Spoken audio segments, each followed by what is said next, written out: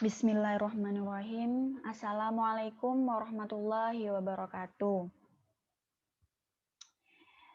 Alhamdulillahirabbil alamin wa bihi nasta'inu wa ala umurid dunya waddin wa ala alihi wa sahbihi ajmain amma ba'du. Pertama-tama marilah kita panjatkan puji syukur kehadirat Allah Subhanahu wa taala yang telah memberikan rahmat taufik serta hidayahnya kepada kita semua. Kedua kalinya, sholawat serta salam semoga tetap tercurahkan kepada junjungan kita Nabi Agung Muhammad Shallallahu Alaihi Wasallam. Semoga kita semua mendapatkan syafaatnya kelak di yaumil kiamah. Selanjutnya, saya ucapkan terima kasih kepada dosen pengampu mata kuliah Teori Belajar dan Pembelajaran, yaitu Bapak Bahrul Munib. Sebelumnya, video ini dibuat untuk memenuhi tugas pembuatan makalah dan video penjelasan mengenai identifikasi masalah-masalah belajar dan pembelajaran di sekolah. Semoga dapat bermanfaat bagi kita semua, khususnya bagi teman-teman yang menonton video penjelasan ini. Sebelum saya memulai penjelasannya, saya akan memperkenalkan diri. Perkenalkan, nama saya Nanda Faraha Umniyah, NIM 20210100025. Dari Program Studi Pendidikan Agama Islam, Fakultas Tarbiyah dan Ilmu Keguruan, Universitas Islam Negeri Kiai Haji Ahmad Siddiq, Jember. Langsung saja, identifikasi masalah-masalah belajar dan pembelajaran di sekolah. Yang pertama yaitu pengertian masalah belajar dan pembelajaran. Pengertian masalah. Beberapa ahli mengemukakan mengenai pengertian masalah. Ada yang berpendapat bahwa masalah sebagai ketidaksesuaian antara harapan dan kenyataan. Ada yang mengartikan sebagai tidak terpenuhinya kebutuhan seseorang, dan ada pula yang mengartikan sesuatu yang tidak mengenakan. Masalah biasanya dianggap sebagai sesuatu keadaan yang harus diselesaikan. Saya akan menyebutkan salah satu pengertian masalah dari ahli. Menurut Sugiono, masalah diartikan sebagai penyimpangan antara yang seharusnya dengan apa yang benar-benar terjadi, antara teori dengan praktek, antara aturan dengan pelaksanaan, dan antara rencana dengan pelaksanaan. Pengertian belajar. Pengertian belajar memiliki arti yang luas, tergantung bagaimana seseorang memberikan arti untuk belajar itu sendiri. Karena pada dasarnya, apa yang kita kerjakan dapat memiliki arti belajar. Dalam hal ini, saya mengartikan belajar sebagai proses mencari ilmu pengetahuan atau yang biasa dijumpai pada proses pembelajaran di lingkungan sekolah. Secara umum, belajar memiliki arti perubahan yang relatif permanen dalam perilaku atau potensi perilaku sebagai hasil dari pengalaman atau praktek yang diperkuat. Atau juga belajar merupakan hasil dari interaksi antara stimulus dan respon. Dapat dipahami pada dasarnya belajar merupakan proses menuju perubahan. Perubahan serta peningkatan kualitas dan kuantitas tingkah laku seseorang yang relatif menetap di berbagai bidang yang terjadi karena adanya interaksi terus-menerus dengan lingkungannya yang melibatkan proses kognitif. Kemudian pengertian masalah belajar. Dari pengertian masalah dan belajar yang sudah saya jelaskan tadi, maka dapat diartikan masalah belajar, yaitu masalah belajar didefinisikan sebagai suatu kondisi tertentu yang dialami oleh siswa, sehingga dapat menghambat kelancaran proses untuk memperoleh suatu perubahan tingkah laku yang baru secara keseluruhan.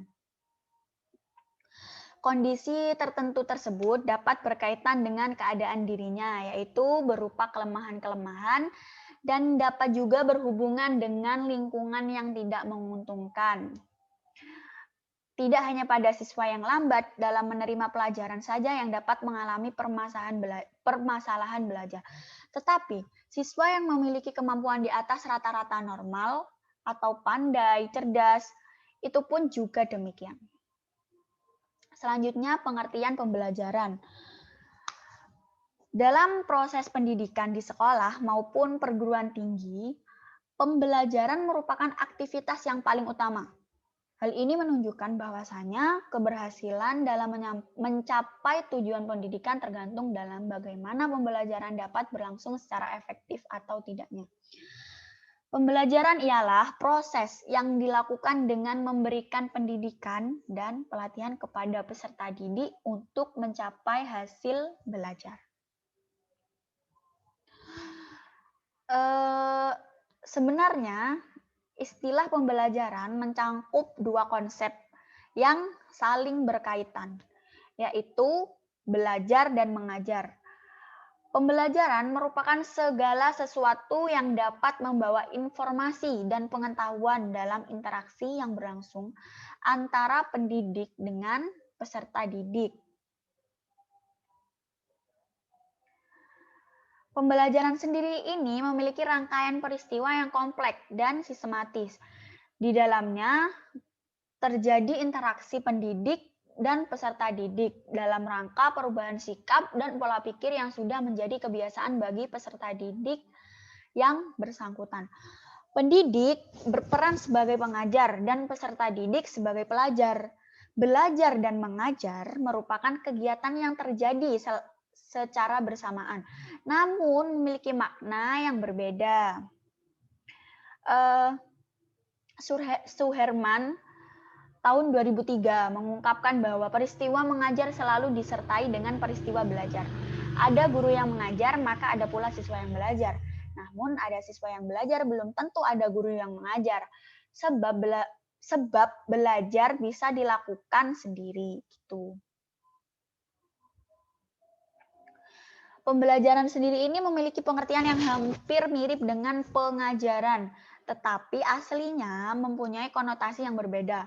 Pada konteks pendidikan, seorang pendidik mengajar agar peserta didik mampu belajar dan menguasai isi pelajaran hingga mencapai suatu objek yang ditentukan, mempengaruhi perubahan sikap serta keterampilan seorang peserta didik. Namun, proses pengajaran ini memberikan kesan hanya sebagai pekerjaan satu pihak, yaitu pekerjaan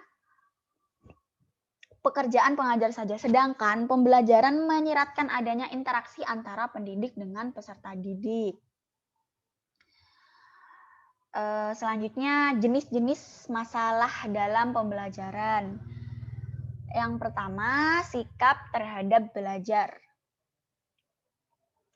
Menurut Campbell, tahun 1950 dalam buku Noto Atmojo menjabarkan bahwa sikap adalah a syndrome of response consistency with regard to social object, yang memiliki arti sekumpulan respon yang konsisten terhadap objek sosial.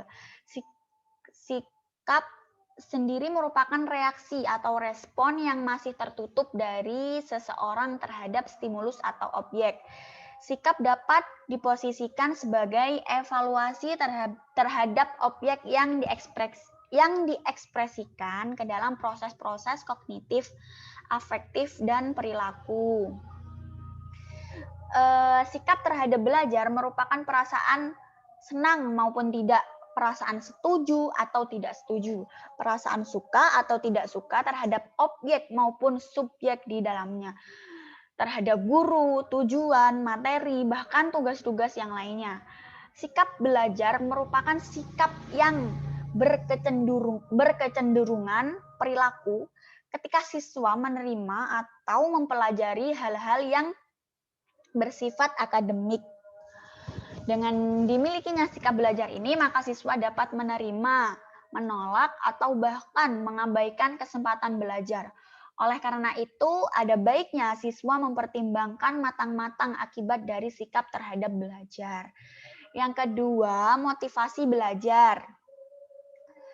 Motivasi sendiri menurut KBBI adalah dorongan yang timbul pada diri seseorang secara sadar atau tidak sadar untuk melakukan suatu tindakan dengan tujuan tertentu.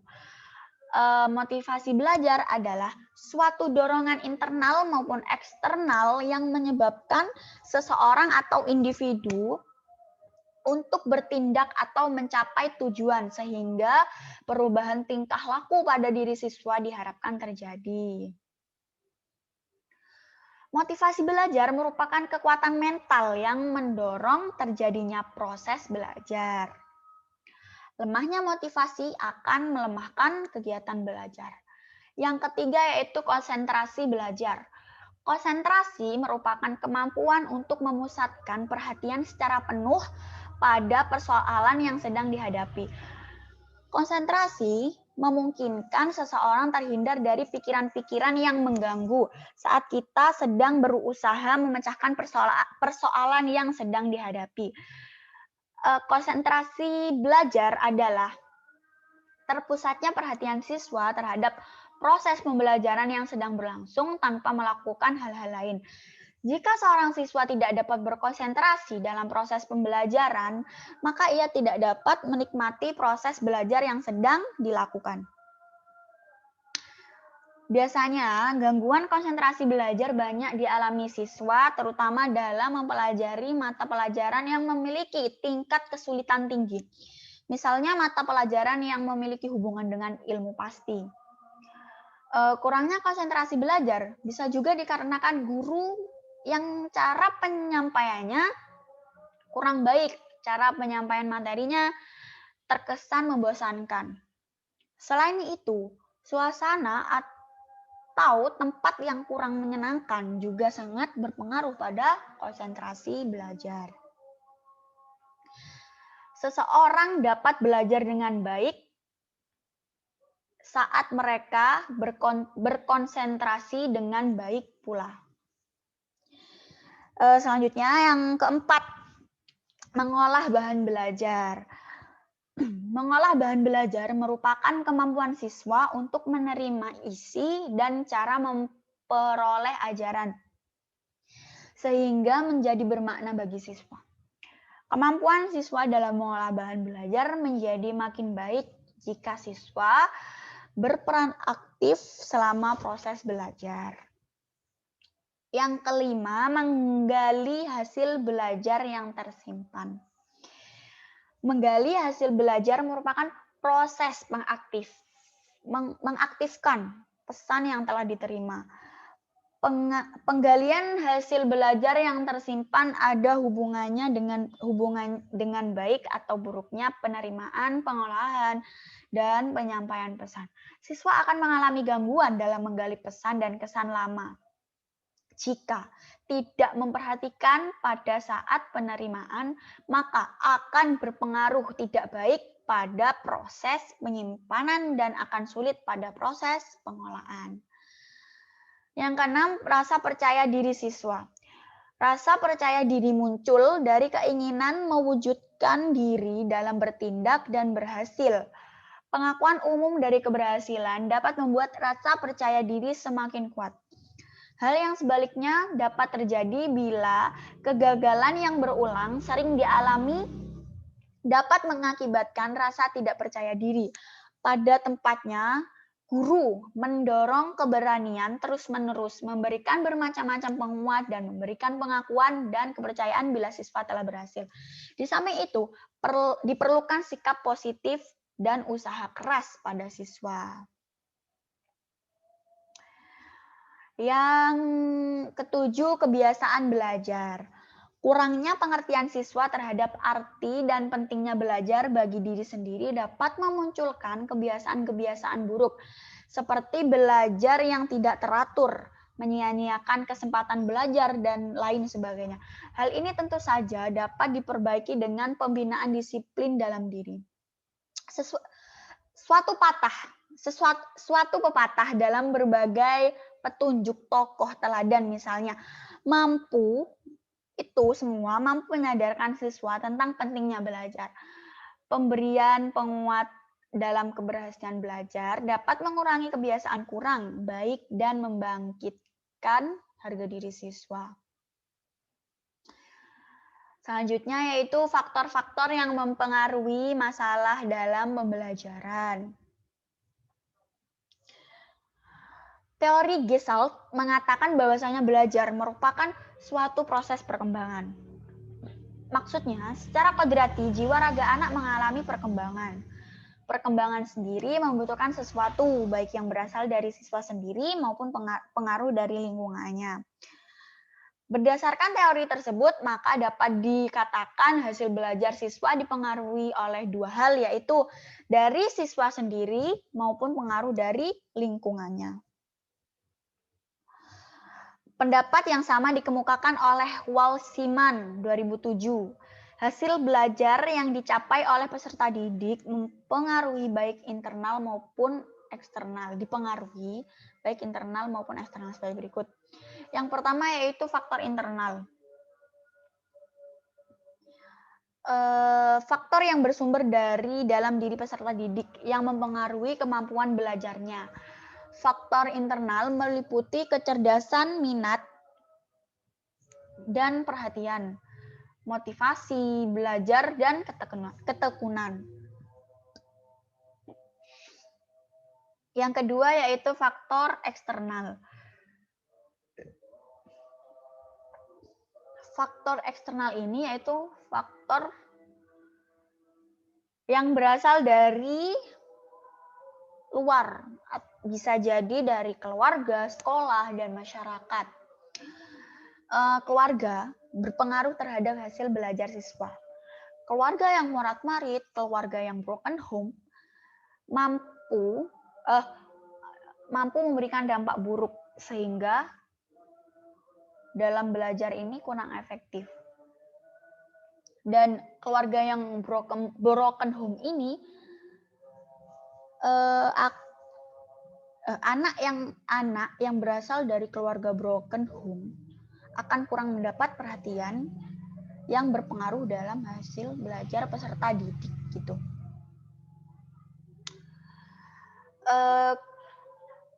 Keberhasilan belajar siswa merupakan hasil dari suatu proses yang di dalamnya terlibat sejumlah faktor yang mempengaruhi. Tinggi rendahnya hasil belajar seseorang dipengaruhi oleh faktor-faktor tersebut. Menurut Rusvendi, faktor-faktor yang mempengaruhi hasil belajar dibagi ke dalam 10 macam, yaitu kecerdasan, kesiapan anak, bakat anak, kemajuan belajar, minat anak, model penyajian materi, pribadi dan sikap guru, suasana belajar, kompetensi guru, dan kondisi masyarakat.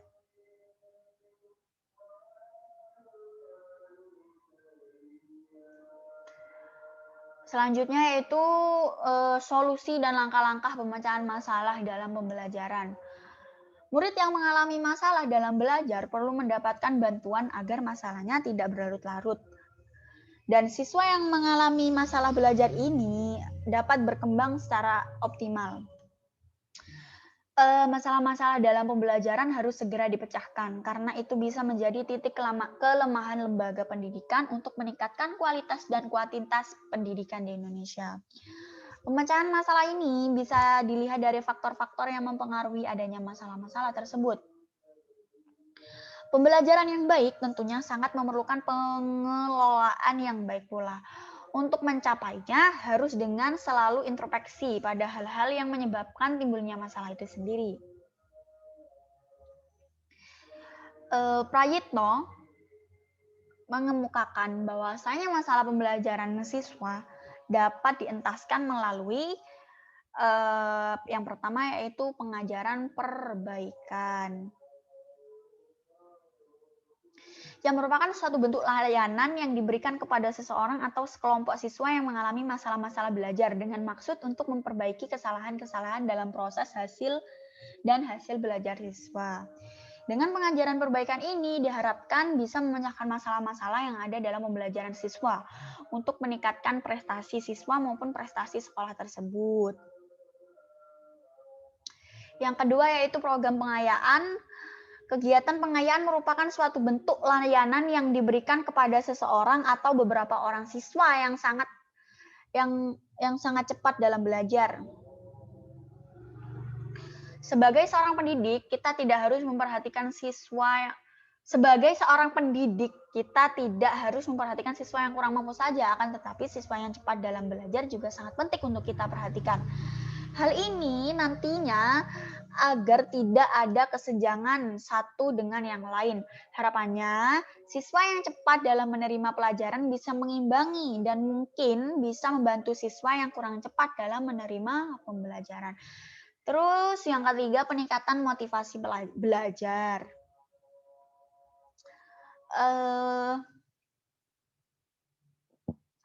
Guru bidang studi, guru pembimbing, dan staf sekolah lainnya berkewajiban membantu siswa meningkatkan motivasi dalam belajar. Salah satunya dengan cara menyesuaikan pengajaran dengan bakat, minat, dan kemampuan. Peningkatan motivasi belajar sangatlah penting untuk diberikan kepada semua siswa. Hal ini bisa memberikan semangat belajar yang tinggi bagi semua siswa dalam hal mengeluarkan semua bakat dan minat siswa untuk mengembangkan kemampuan siswa yang dimiliki secara individu maupun secara kelompok.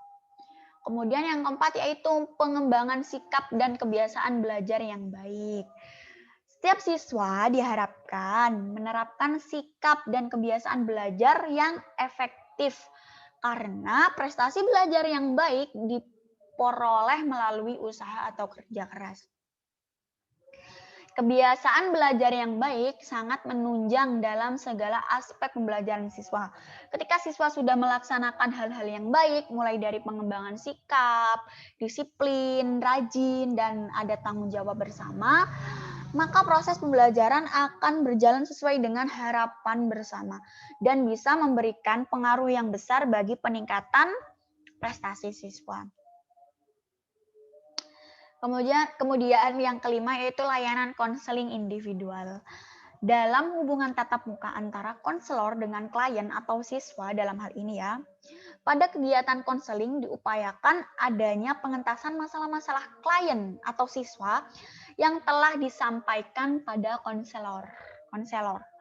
Sebagai seorang konselor, sebaiknya bisa mengatasi masalah itu dari proses atau sebab yang mempengaruhi adanya hal-hal yang bisa menyebabkan masalah-masalah pembelajaran. Adanya masalah itu pasti juga adanya sebab yang mempengaruhinya.